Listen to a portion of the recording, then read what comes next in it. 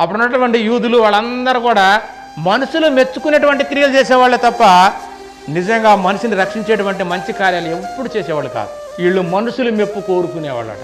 మనుషులు మెచ్చుకోవాలని చూస్తున్నారు తప్ప దేవుడు నన్ను మెచ్చుకోవాలి, దేవుడు నన్ను గుర్తించాలి, దేవుడు నన్ను జ్ఞాపకం ఉంచుకోవాలన్న సంగతి వీళ్ళకి స్పృహ లేదు. వారు దేవుని మెప్పు కంటే, అదే దేవుడు మెచ్చుకుంటే కదా మనం గొప్పవాళ్ళు రేపు పరలోకం వెళ్ళేది. వీళ్ళు దేవుని మెప్పు కంటే అది మనుషులు మెచ్చుకుంటే చాలుగా.